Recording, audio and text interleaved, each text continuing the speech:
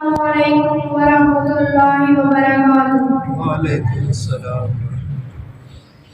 قال رسول اللہ صلی اللہ علیہ وسلم والنبیین او کما قال صلی اللہ علیہ وسلم۔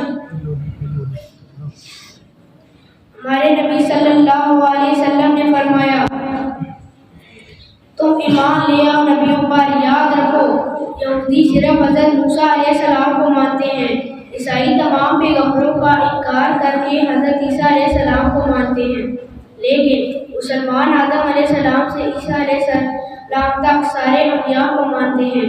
سارے کے سارے انسان تھے، معصوم الخطا تھے، ہر عیب سے پاک تھے، معصوم ہستیاں تھیں، اور انہوں نے اپنے اپنے وقت میں اللہ تعالیٰ کے پیغام اور احکامات مخلوق تک پہنچانے میں کسی قسم کی بھی کوتاہی نہیں کی، اور ان نبیوں پر کچھ لوگ ایمان بھی لے آئے، اور کچھ نبی ایسے بھی تھے جو پر ایک آدمی بھی ایمان نہیں لایا، وہ سب کامیاب تھے، ان میں سے کوئی ناکام نہیں ہوا، اور سارے نبی انسانوں میں سے آئے۔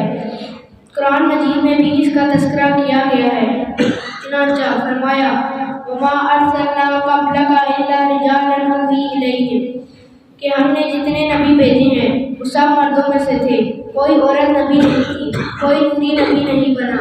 حضرت آدم علیہ السلام انسان، حضرت نوح علیہ السلام انسان، حضرت ابراہیم علیہ السلام بھی انسان، حضرت موسیٰ علیہ السلام، حضرت عیسیٰ علیہ السلام اور تمام انبیاء کرام انسانوں میں سے اور مردوں میں سے ہی آئے۔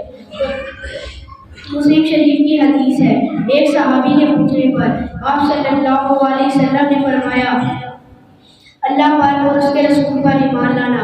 ہم مسلمان تمام انبیاء کو برحق سمجھتے ہیں، لیکن پہلی اوقات ہم اللہ کے آخری نبی خاتم الرسول محمد رسول اللہ صلی اللہ علیہ وسلم کی کرتے ہیں، چونکہ ہمارے نبی خاتم النبیین ہیں اور ہمیں ہمارے نبی کی ہی اتباع کرنی پڑے گی۔